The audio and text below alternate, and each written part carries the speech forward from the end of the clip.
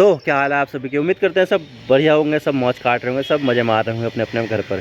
तो देखिए, जैसे कि आपको पता है कि भारत में अगर कोई सबसे सक्सेसफुल पेमेंट मेथड है तो वो है यूपीआई, और उसके बाद में आता है रुपे कार्ड। वैसे देखा जाए तो दुनिया भर में सिर्फ दो ही कार्ड कंपनियों की डोमिनेंस है, एक है मास्टर कार्ड और दूसरा है अमेरिकी का वीज़ा।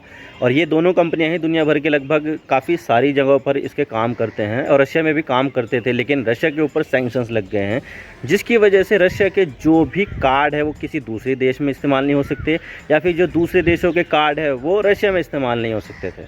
लेकिन रशिया के साथ तो हमें बिजनेस करना है। रशिया से हमें एनर्जी भी मिलती है, रशिया से हमें फर्टिलाइज़र भी मिलते हैं, और रशिया से हमें डिफेंस के आइटम भी मिलते हैं। और बहुत सारे जो टूरिस्ट है वो भी रशिया से इंडिया आते हैं, और इंडिया के बहुत सारे लोग रशिया जाते हैं। तो ऐसे में यहाँ पर रुपे कार्ड के लिए बारे में यहाँ पर ये पता चला है कि भाई रुपे कार्ड यहाँ पर जो पेमेंट की फैसिलिटी है वो प्रोवाइड करेगा आप, यानी कि इंडिया से कोई भी अगर रुपे कार्ड लेकर रशिया में जाएगा तो वहाँ पर आसानी से पेमेंट कर सकता है। ठीक इसी तरह से रशिया में चलता है मीर कार्ड। जैसे कि इंडिया में रुपे कार्ड चलता है, ठीक इसी तरह से रशिया में मीर कार्ड चलता है। तो मीर कार्ड यहाँ पर इंडिया में भी इस्तेमाल किया जाएगा। तो आज इसके बारे में पूरी डिटेल के साथ बात करते हैं कि इस तरह की नौबत आई क्यों है। लेकिन उससे पहले अगर आप चैनल पर नए हो तो चैनल को सब्सक्राइब जरूर कर देना। वीडियो को चाहे लाइक करो या डिसलाइक करो, लेकिन चैनल को सब्सक्राइब जरूर कर देना। तो चलिए वीडियो का आगाज़ करते हैं। तो बात करते हैं मामला क्या और हम इसके बारे में क्यों बात करें। तो देखिए, जैसे कि आपको पता है कि यूक्रेन और रूस के वॉर को 1 साल से भी ज़्यादा समय हो गया है, जहाँ पर यूक्रेन को नेटो के देशों से भर भर कर वेपन्स मिल रहे हैं, जिसमें यूक्रेन हार मानने को तैयार नहीं है। तो वहीं दूसरी तरफ वेपन्स तो रूस के भी ख़त्म हो रहे हैं, लेकिन रूस की वेपन इंडस्ट्री काफ़ी तगड़ी है, जिससे वो अपने ज़रूरत के हथियार तेज़ी से बना लेता है। और रूस को ईरान से भी ड्रोन मिल रहे हैं, और वो भी काफ़ी सस्ते। तो यहाँ पर इन दोनों देशों में से कोई भी पीछे हटने को तैयार नहीं है। रूस ने हमला करते वक्त ये सोचा था कि ये हफ्ते 10 दिन में यूक्रेन को हरा देगा, लेकिन अब 15 महीने हो चुके हैं, लेकिन ये युद्ध अभी भी लगातार चल रहा है पूरी इंटेंसिटी से। और इसी बीच पश्चिमी देश लगातार यूक्रेन की मदद तो कर रहे हैं, लेकिन साथ ही पश्चिमी देशों ने रूस को सज़ा देने के लिए रूस पर दबाकर सैंक्शंस लगाए हैं, जिससे वो अपना तेल और गैस नहीं बेच सकता है। लेकिन रूस ने भी इसका तोड़ ढूंढ लिया है, और वो ये है कि वो अपने एनर्जी के सप्लाई पश्चिमी देशों से इंडिया और चाइना जैसे देशों पर शिफ्ट कर दी है। तो सैंक्शन से रशिया पर कुछ खास असर नहीं हुआ है, और आज भी रूस अपनी एनर्जी एक्सपोर्ट करके दबाकर पैसा कमा रहा है, और पहले से भी ज़्यादा पैसा कमा रहा है वो। लेकिन यहाँ पर पश्चिमी देशों ने रूस के ऊपर सैंक्शंस तो लगाए, लेकिन साथ ही रूस को स्विफ्ट पेमेंट मैसेजिंग सिस्टम से भी निकाल दिया है। यानी कि रूस अपने डॉलर का इस्तेमाल किसी भी पेमेंट में नहीं कर सकता है। ना तो वो डॉलर में पेमेंट ले सकता है, और ना ही वो डॉलर में पेमेंट दे सकता है, क्योंकि डॉलर अमेरिका की करेंसी, और जब भी डॉलर में कोई ट्रांजैक्शन किया जाता है तो तब अमेरिका में बैठा कोई बैंक इस पूरे ट्रांजैक्शन को प्रोसेस करता है। लेकिन रूस के पेमेंट के मामले में कोई भी ट्रांजैक्शन डॉलर में नहीं हो सकती है। और ऐसे सिनेरियो में भारत रूस को कैसे पेमेंट करे, सवाल तो यही आता है ना, क्योंकि भारत के रूस के साथ बहुत ही अच्छे डिफेंस और एनर्जी रिलेशन है। तो ऐसे में भारत के साथ मुश्किल हो जाएगी।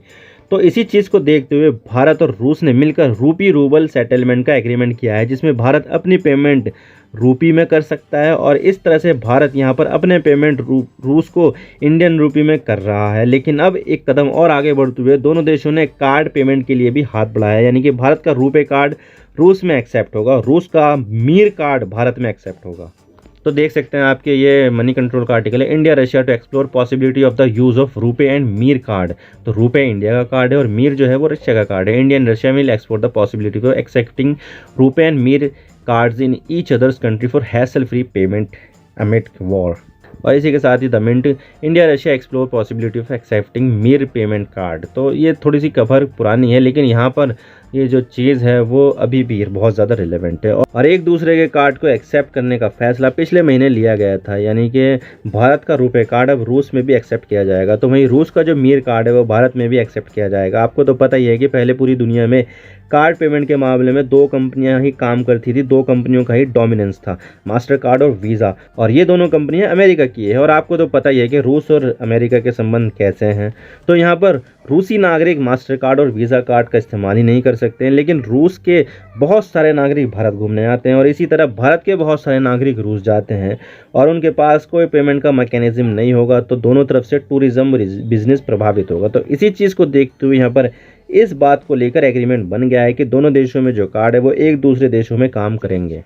और इस तरह से अगर म्यूचुअल एक्सेप्टेंस होगी तो दोनों देश के सिटीजन यहाँ पर क्रॉस बॉर्डर पेमेंट आसानी से कर सकेंगे, वो भी अपने अपने देशों की करेंसी में। और इतना ही नहीं, इस पूरे मैकेनिज्म में स्विफ्ट की ज़रूरत ही नहीं पड़ेगी, क्योंकि यहाँ पर दोनों देश अपने अपने मैसेजिंग प्लेटफॉर्म का इस्तेमाल करेंगे। और इस चीज़ से जो सैंक्शंस रूस पर लगे हुए हैं उसको भी भारत अवॉइड कर सकता है और भारत आसानी से रूस के साथ पहले की तरह ट्रेड कर सकता है। और इतना ही नहीं, भारत में यूपीआई काफ़ी ज़्यादा फेमस है और सब्जी वाले से लेकर मॉल तक में लोग यूपीआई का इस्तेमाल करते हैं, जो इसे भारत का सबसे ज़्यादा सक्सेसफुल पेमेंट ऑप्शन बना देते हैं। और रूस में भी कुछ इसी तरह का पेमेंट सिस्टम है, फास्टर पेमेंट सिस्टम यानी कि FPS। तो यहाँ पर दोनों देशों को लेकर इस बात की भी बातचीत हुई है, यानी कि आप फ्यूचर में यूपीआई के जरिए रूस में पेमेंट कर सकते हो और इसी तरह से कोई रशियन अपने FPS के जरिए यूपीआई में पेमेंट कर सकता है, वो भी अपनी अपनी करेंसी में। तो कुछ इस तरह सा होता है ये मीर कार्ड, M, और P, ये रशियन लैंग्वेज है और रशिया में बहुत ज़्यादा ऐसी जो अल्फ़ाबेट है वो थोड़ी सी डिफरेंट होती है। तो ये मीर कार्ड है, तो इस तरह का दिखाई देता है ये। और इसमें जो बैंक इन्वॉल्व है वो कई सारे बैंक इन्वॉल्व है, जो इनवार्ड रेमिटेंस यानी कि पेमेंट लेने का काम भी कर रहे हैं और आउटवार्ड रेमिटेंस यानी कि पेमेंट देने का काम भी कर रहे हैं, जैसे कि SBI, Indian overseas bank, Indian bank, ICICI bank, और यहाँ पर इनवार्ड और आउटवार्ड रेमिटेंस देख रहे हैं।